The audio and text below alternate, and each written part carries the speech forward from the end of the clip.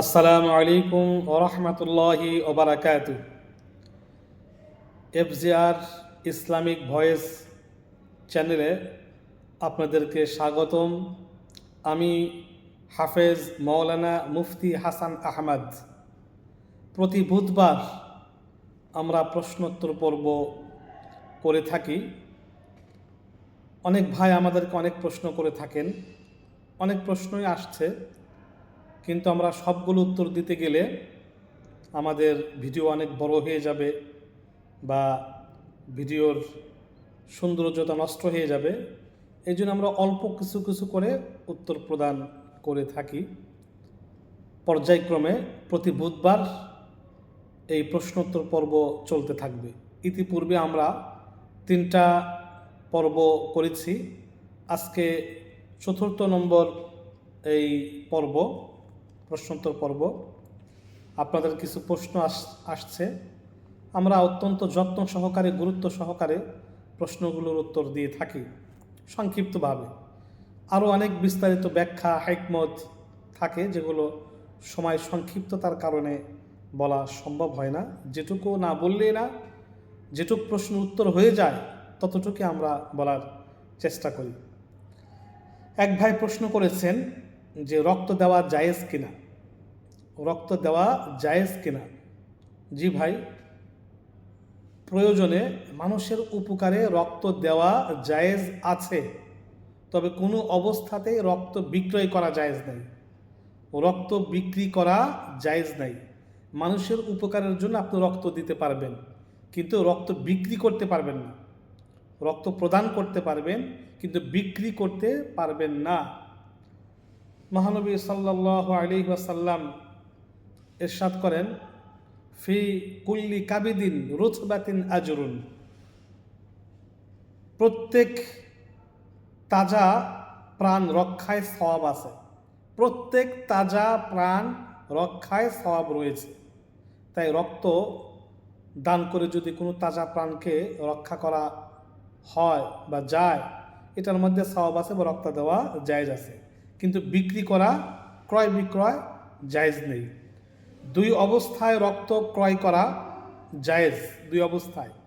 1 নম্বর হলো রোগীকে রক্ত দিতেই হবে, তখন রক্ত ক্রয় করা জায়েজ। রক্ত পাওয়া যাচ্ছে না, তখন রক্ত ক্রয় করা জায়েজ। 2 নম্বর, রক্ত ছাড়া সুস্থ হওয়ার সম্ভাবনা না থাকে, সেক্ষেত্রে রক্ত ক্রয় করে তাকে রক্ত প্রদান করা জায়েজ আছে। তবে কোনো অবস্থাতেই রক্ত বিক্রয় করা কোনো মানুষের পক্ষে জায়েজ নেই। তবে হ্যাঁ, রক্ত দেওয়ার পরে, নিঃস্বার্থভাবে রক্ত দেওয়ার পরে কোনো ব্যক্তি যদি তাকে বলে, ভাই আপনাকে আমি কিছু ফল ফ্রুটস খাওয়াবো, বা এগুলো আপনি একটু ফল ফ্রুটস কিনে খায়েন, কোনো চুক্তি ছাড়া যদি এরকম দেয়, হাদিয়া দেয়, সে হাদিয়া গ্রহণ করা জায়েজ আছে। তদ্রূপ তেমনিভাবে মানুষের অঙ্গ প্রত্যঙ্গ বিক্রি করা জায়েজ নাই। মানুষের অঙ্গ প্রত্যঙ্গ বিক্রয় করা জায়েজ নাই। যেমন কিডনি, লিভার, বাল্ব ইত্যাদি। যাই হোক, মানুষের অঙ্গ প্রত্যঙ্গ বিক্রয় করা জায়েজ নেই। আবার মরণোত্তর, জীবিত হোক বা মৃত হোক, মৃত্যুর আগে বা মৃত্যুর পরে মরণোত্তর চক্ষু দান করা, কিডনি দান করা, পা দান করা, এগুলো জায়েজ নেই। এগুলো সব আল্লাহর আমানত। আল্লাহ পাক রব্বুল আলামিন আমাদের কাছে এগুলো আমানত রেখেছেন, দিয়েছেন। তাই এইগুলো আল্লাহর সম্পদ, এর মালিক আমি না। সুতরাং আমার ইচ্ছাতে আমি চাইলেই মরণোত্তর চক্ষু প্রদান করলাম, আমার বডি দান করলাম। অনেকে দেহটা দান করে যায়, চক্ষু দান করে যায়, এরকম ইসলামী শরীয়তে জায়েজ নেই। তবে প্রয়োজনে কারো রক্ত দেওয়া জায়েজ আছে, কোনো চুক্তি বা স্বার্থ ছাড়া। কেননা আল্লাহ রাসূল বলেছেন, ক্বালান নবী সাল্লাল্লাহু আলাইহি ওয়াসাল্লাম, ফি কুল্লি কাবিদিন রতবাতিন আজরুন। প্রত্যেক তাজা প্রাণ রক্ষায় সওয়াব রয়েছে। আর এক ভাই প্রশ্ন করেছেন, বিড়ি সিগারেট বিক্রি করা যাবে কিনা। আমি নামাজ কালাম পড়ি, আমার পক্ষে বিড়ি সিগারেট বিক্রি করা যাবে কিনা, জায়েজ আছে কিনা। ভাই সুন্দর একটা প্রশ্ন করেছেন, যে জিনিস খাওয়া হারাম, তার ক্রয় বিক্রয় হারাম। যে জিনিস খাওয়া হালাল তার ক্রয় বিক্রয়ও হালাল। যে জিনিস খাওয়া মাকরুহ তাহরিমি তার সেই জিনিস বিক্রি করাও মাকরুহ তাহরিমি। বিড়ি সিগারেট খাওয়া মাকরুহ তাহরিমি, তাই এগুলো বিক্রি করা মাকরুহ তাহরিমির কাজ। এ থেকে বিরত থাকাই উত্তম। একজন প্রকৃত মুমিন, একজন প্রকৃত মুসলমানের জন্য বিড়ি সিগারেট বিক্রি করা থেকে বিরত থাকা উচিত, যদি তার পক্ষে সম্ভব হয়। বিড়ি সিগারেট না বিক্রি করাই উচিত। আরেক ভাই একটা প্রশ্ন করেছেন, মায়ের সম্পদ মেয়েরা নাকি বেশি পায়। মায়ের সম্পদ মেয়েরা বেশি পায় বা পাবে, এ ব্যাপারে জানতে চেয়েছেন। ভাই, এটা সম্পূর্ণ ভ্রান্ত ধারণা, সম্পূর্ণ ভ্রান্ত ধারণা। আল্লাহ পাক রব্বুল আলামিন ইরশাদ করেন, ইউসিকুমুল্লাহু ফি আওলাদিকুম লিযযাকারি মিসলু হাফযিল উনসায়াইন। আল্লাহ পাক রব্বুল আলামিন ইরশাদ করেছেন, যেটা আল্লাহর আদেশ, আল্লাহর নির্দেশনা, আল্লাহর ওসিয়ত, আল্লাহর বিধান, যে প্রত্যেক ছেলে 2 মেয়ের অংশের সমান পাবে। অর্থাৎ ছেলেরা 2 ভাগ পাবে, মেয়েরা 1 ভাগ পাবে। যাই হোক, এই ভাগটা বাবা এবং মায়ের উভয়ের ক্ষেত্রে প্রযোজ্য। অনেকের ভুল ধারণা যে মায়ের সম্পত্তি মেয়েরা বেশি পায় অথবা সমান পায়, বা এটা সম্পূর্ণ ভুল। ছেলেরা বাপের সম্পত্তি যেরকম মেয়েদের বেশি পায়, মেয়েরা ছেলের অর্ধেক পায়, তদ্রূপ মায়ের সম্পত্তিতেও ছেলেরা বেশি পাবে, মেয়েরা কম পাবে। ছেলেরা 2 ভাগ পাবে, মেয়েরা 1 ভাগ পাবে। অর্থাৎ বাপেরটা যেরকম ভাগ হবে হুবহু সেম মায়েরটাও, মায়ের সম্পদও ওইভাবে ছেলে মেয়ের উপরে ভাগ আসবে। মেয়েরা কোনো অবস্থাতে বেশি পাবে না বা এইভাবে সমানও পাবে না, ছেলেরা অবশ্যই বেশি পাবে। এক ভাই প্রশ্ন করেছেন, এক ভাই জানতে চেয়েছেন যে মুসলিমদের জন্য কাঁকড়া, খরগোশ, কুচে ইত্যাদি এগুলো খাওয়া জায়েজ আছে কিনা। এক ভাই জানতে চেয়েছেন, খুব সুন্দর একটি প্রশ্ন করেছেন ভাই, খুব সুন্দর একটি প্রশ্ন করেছেন যে এগুলো খাওয়া যাবে কি না। দেখুন, প্রশ্নটির উত্তর আমরা প্রদান করছি হাদিস থেকে বা মাসআলা থেকে। খরগোশ খাওয়া শরীয়তের দৃষ্টিতে আসলে জায়েজ কিনা ব্যাপারে, খরগোশ খাওয়া শরীয়তের দৃষ্টিতে জায়েজ আছে, শর্ত সাপেক্ষে। খরগোশ সাধারণত 2 ধরনের হয়ে থাকে। একটা হলো বকরির মতো পাওয়ালা ও বিড়ালের মতো পাওয়ালা। উভয় প্রকার খরগোশ উলামায়ে কেরামের দৃষ্টিতে খাওয়া জায়েজ আছে। সাহাবায়ে কেরাম খরগোশ খেয়েছেন, এটা প্রমাণ রয়েছে। খরগোশ খাওয়া এই শর্ত সাপেক্ষে জায়েজ, যে এই অর্থাৎ এই 2 ধরনের খরগোশ খাওয়া যাবে। যাই হোক, ভাই জানতে চাইছেন কাঁকড়া ও কুচে মাছ খাওয়া যাবে কিনা। কাঁকড়া ও কুচে মাছ খাওয়া যাবে কিনা। আমাদের হানাফি মাযহাব মতে মাছ ছাড়া পানির অন্য কোনো প্রাণী যেমন কচ্ছপ, কাঁকড়া, কুচে ইত্যাদি খাওয়া বা বিক্রি করা জায়েজ নয়। আমাদের হানাফি মাযহাব মতে মাছ ছাড়া পানির অন্য কোনো প্রাণী যেমন কচ্ছপ, কাঁকড়া, কুচে ইত্যাদি খাওয়া বা বিক্রি করা মাকরুহ তাহরিমি বা নাজায়েজ, জায়েজ নয়। কারণ এগুলো খাওয়া তো হানাফি মাযহাব মতে নিষেধ। অপরদিকে এসব বস্তু জায়েজভাবে অন্য কোনো বৈধ কাজে ব্যবহার করারও কোনো প্রচলন নাই, সুতরাং বিক্রি করাও উচিত হবে না। নিষিদ্ধ বস্তু বিক্রি করে পয়সা পাওয়াটা তার বিক্রি জায়েজ হওয়ার দলিল নয়, বরং খাওয়া নিষেধ হওয়া সত্ত্বেও বৈধভাবে অন্য কোনো হালাল কাজে ব্যবহার হওয়ার প্রচলন হওয়া তার বিক্রি জায়েজ হওয়ার দলিল। যাই হোক, এগুলো যেহেতু মাছ বলে না, কচ্ছপ মাছ, কাঁকড়া মাছ, কুচে মাছ ইত্যাদি এগুলো মাছ যেহেতু পরিভাষায় বলা হয় না, তাই এগুলো হানাফি মাযহাব মতে খাওয়া মাকরুহ তাহরিমি। তবে ওষুধ হিসাবে প্রয়োজনে খেতে পারবে। যেমন বাতের রোগী কুচি মাছ খেলে অনেক উপকার হয়। তারপরে কাঁকড়া যারা বিছানায় পেশাব করে, কাঁকড়া খেলে উপকার হয়, কচ্ছপ ইত্যাদি, মানে ওষুধ হিসাবে বা ওষুধি গুণ হিসাবে এটা খাওয়া জায়েজ আছে,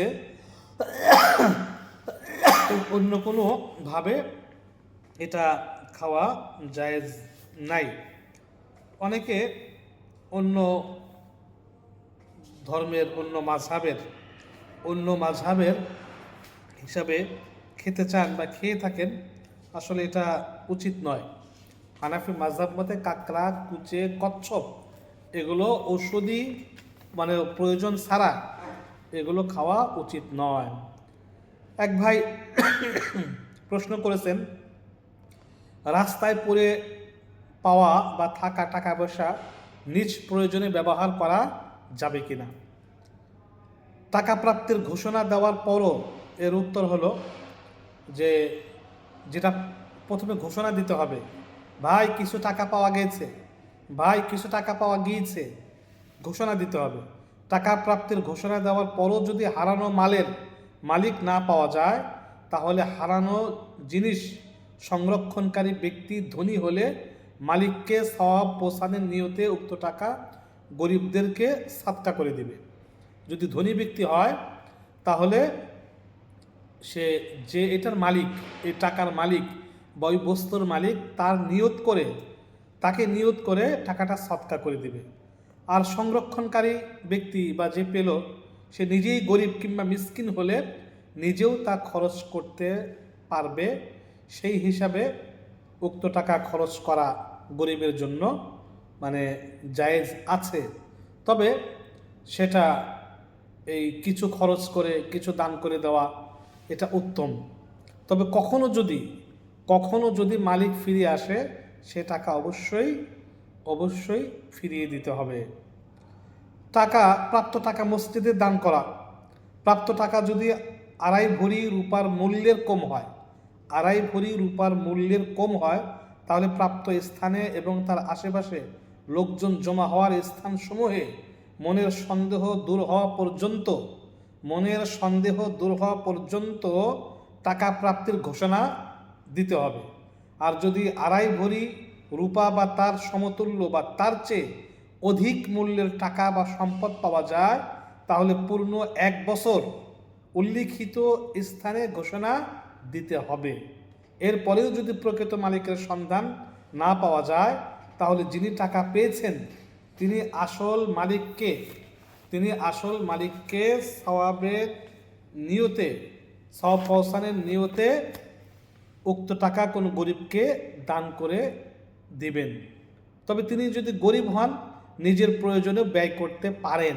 তবে সর্ব অবস্থায় যদি পরে মালিক হাজির হয়, সাদকার অনুমতি না দেয় ও টাকা দাবি করে, তাহলে তার টাকা ফেরত দিতে হবে, অবশ্যই ফেরত দিতে হবে। অর্থাৎ 1 বছর পর্যন্ত 2.5 ভরির উপরে যদি হয়, 2.5 ভরি তার সমমূল্যের উপরে যদি হয়, তাহলে 1 বছর পর্যন্ত সেই টাকা প্রাপ্তির ঘোষণা দিতে হবে।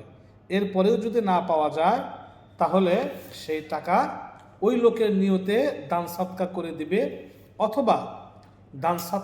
দিবে, অথবা সে নিজে যদি গরিব হয়, তাহলে সেটা কিছুটা ভোগ করতে পারবে। এক ভাই প্রশ্ন করেছেন, সুন্দর একটি প্রশ্ন করেছেন, যে আমাদের মসজিদের ইমাম সাহেব তিনি রুকুতে যাওয়ার সময় বা রুকুত থেকে এই সেজদায় যাওয়ার সময় একটুখানি গিয়ে বা সেজদায় যাওয়ার কাছাকাছি গিয়ে, রুকুতে যাওয়ার কাছাকাছি গিয়ে আল্লাহু আকবার বলেন, এটা সহি কিনা? খুব সুন্দর একটি প্রশ্ন করেছেন ভাই। যদি ইমাম সাহেবগণ এরকম করে, বিষয়টা মোটেও ঠিক হয়নি বা উচিত না।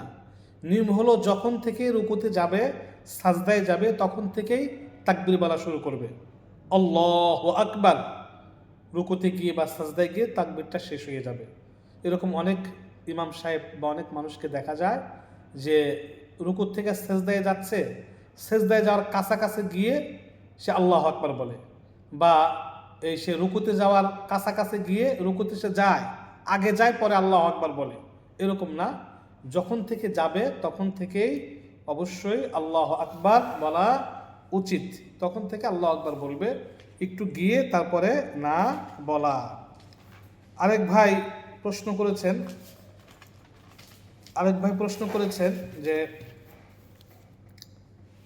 তালাক দিব বা ছেড়ে দিব স্ত্রীকে যদি এরকম কয়েকবার যদি বলে তালাক হবে কিনা, যে তোমাকে তালাক দেব, তোমাকে ছেড়ে দিব, রাগের মাথায় যদি বলে তালাক হবে কিনা। ভাই, ভবিষ্যতের কথা, যে তোমাকে তালাক দিব, তোকে তালাক দিয়ে দেব, আমি তোর সাথে সংসার করব না, তালাক দিয়ে দেব, ভবিষ্যতের এরকম দিচ্ছি, দিয়ে দেব, এরকম কথার দ্বারা তালাক হবে না। যতবারই বলুক, স্ত্রীর উপরে কোনো তালাক হবে না। তবে এরকম কথা না বলা উচিত। আল্লাহ পাক রব্বুল আলামিন আমাদের সবাইকে এই মাসআলাগুলোর উপর আমল করার তৌফিক দান করুন, আমিন।